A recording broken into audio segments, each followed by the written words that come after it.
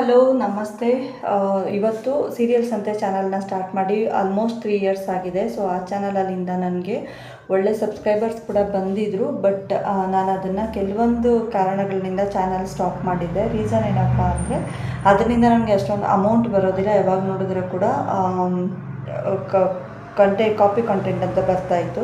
So ಹಾಗಾಗಿ use ಇಲ್ಲಿ ಅಂತ ಸ್ಟಾಪ್ ಮಾಡಿದೆ. ಬಟ್ ಸಬ್ಸ್ಕ್ರೈಬರ್ಸ್ನ ಕಳ್ಕೊಳ್ಳೋಕೆ ಇಷ್ಟ ಇಲ್ಲ. 3850 ಆ ಥರ ಇದ್ದಾರೆ. ಸೊ ಅದನ್ನೇ ಕಂಟಿನ್ಯೂ ಮಾಡೋಣ ಅಂತ ಹೇಳಿಬಿಟ್ಟು ಇವತ್ತಿನಿಂದ ವೀಡಿಯೋನ ಏನು ಪೋಸ್ಟ್ ಆಫೀಸ್ ಸ್ಕೀಮ್ ಆಗಿರ್ಬೋದು, ಆಮೇಲೆ ಗೃಹಲಕ್ಷ್ಮಿ ಸ್ಕೀಮ್ ಆಗಿರ್ಬೋದು, ಈ ಥರದಕ್ಕೆ ಯೂಸ್ ಮಾಡೋಣ ಅಂತ ಅನ್ಕೋತಾ ಇದ್ದೀನಿ. ಯಾರೆಲ್ಲ ಸೀರಿಯಲ್ಸ್ ಅಂತೆಗೆ ಯಾವ ರೀತಿ ಚಾನಲ್ಗೆ ನನಗೆ ಸೀರಿಯಲ್ ವೀಡಿಯೋಸ್ಗೆಲ್ಲ ನೋಡಿ ಸಪೋರ್ಟ್ ಮಾಡಿದ್ದೀರಾ, ಅದೇ ಥರ ಈ ವಿಡಿಯೋಸ್ಗೂ ನೋಡಿ ಸಪೋರ್ಟ್ ಮಾಡಿ, ಹಾಗೆ ನಿಮ್ಮೆಲ್ಲರ ಇದಿರಲಿ ಅಂತ ಕೇಳ್ಕೊತಾ ಇದ್ದೀನಿ. ಸೊ ಇವತ್ತಿನ ಸ್ಕೀಮ್ ಬಗ್ಗೆ ಏನಪ್ಪ ಅಂದರೆ, ಹಾಗೆ ಚಾನಲ್ ನೇಮ್ ಇನ್ನೂ ನಾನು ಸೆಲೆಕ್ಟ್ ಮಾಡಿಲ್ಲ. ಏನು ನೇಮ್ ಚಾನಲ್ ಸೆಲೆಕ್ಟ್ ಮಾಡೋದು ಅಂತಲೂ ಗೊತ್ತಾಗ್ತಾ ಇಲ್ಲ. ಸೊ ಯಾರಿಗಾದರೂ ನಾನು ಯಾವ ರೀತಿ ನೇಮ್ ಇಡ್ಬೋದು ಅಂತ ನಿಮಗೇನಾದರೂ ಗೊತ್ತಿದ್ದರೆ ದಯವಿಟ್ಟು ನನಗೆ ತಿಳಿಸ್ಕೊಡಿ. ನನ್ನ ಹೆಸರನ್ನ ಸೆಲೆಕ್ಟ್ ಮಾಡ್ತೀನಿ. ಯಾಕಂದರೆ ಸೀರಿಯಲ್ಸ್ ಅಂತೆ ಅನ್ನೋ ಹೆಸರಲ್ಲಿ ನಾನು ಅದನ್ನ ಕಂಟಿನ್ಯೂ ಮಾಡೋಕ್ಕಾಗೋದಿಲ್ಲ. So Nandu's life Kannada already channel ಇದೆ, ಅದರ ನೇಮಲ್ಲೂ ಚಾನಲ್ ಸ್ಟಾರ್ಟ್ ಮಾಡೋಕ್ಕಾಗಲ್ಲ. ಇದಕ್ಕೆ ಯಾವ ರೀತಿ ಇಡಬೇಕು ಅನ್ನೋದು ಕೂಡ ನನಗೆ ಸ್ವಲ್ಪ ಕನ್ಫ್ಯೂಸ್ ಆಗ್ತಾಯಿದೆ.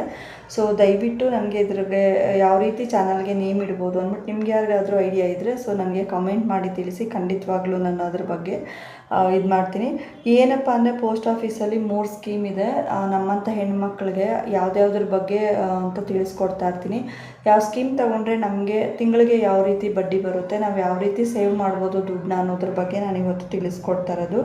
ಸರ್ಕಾರದ ಗ್ಯಾರಂಟಿ, ಬ್ಯಾಂಕ್ ಮುಚ್ಚಿದ್ರು ದುಡ್ಡು ಸೇಫ್ 100%. ಜಾಸ್ತಿ ಬಡ್ಡಿ, ಬ್ಯಾಂಕು 100% ನಮಗೆ 100% ನಮಗೆ ಇದು ಸಿಗುತ್ತೆ FD.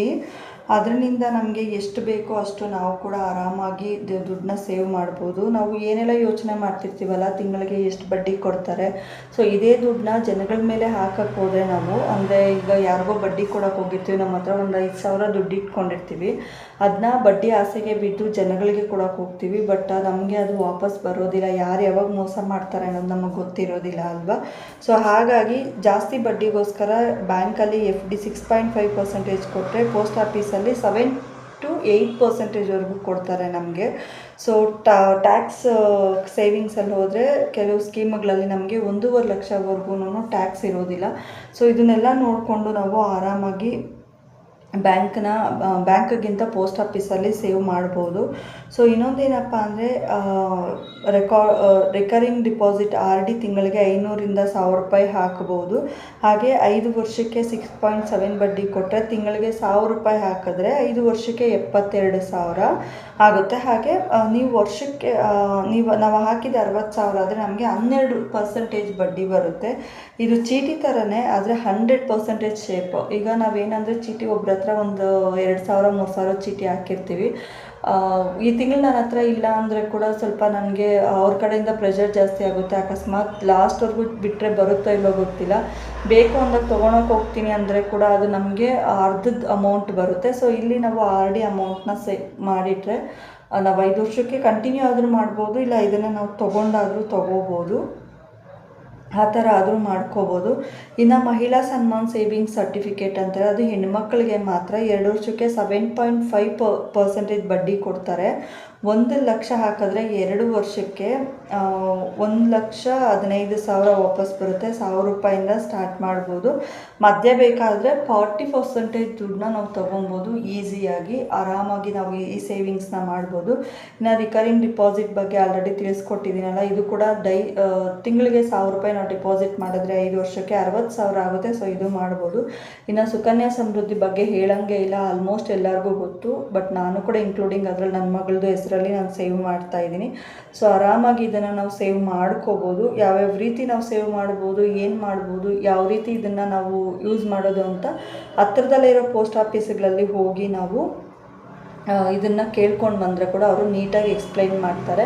ಸೊ ಇನ್ನು ಇದಕ್ಕೆ ಬೇಕಾಗಿರುವಂಥ ಡಾಕ್ಯುಮೆಂಟ್ಸ್ ಕೂಡ ನಮ್ಮದು ಆಧಾರ್ ಕಾರ್ಡು, ಪ್ಯಾನ್ ಕಾರ್ಡು ಇದನ್ನೇ ಕೇಳ್ತಾರೆ, ಏನು ಎಕ್ಸ್ಟ್ರಾ ಏನಿರೋದಿಲ್ಲ. ಸೊ ಅಡ್ರೆಸ್ ಪ್ರೂಫ್ಗೆ ಏನಾದರೂ ಒಂದು ರೇಷನ್ ಕಾರ್ಡ್ ಆ ಥರ ಏನಾದರೂ ಕೇಳ್ತಾರೆ, ಆರಾಮಾಗಿ ಕೊಟ್ಟು ಮಾಡಿಸ್ಕೋಬೋದು.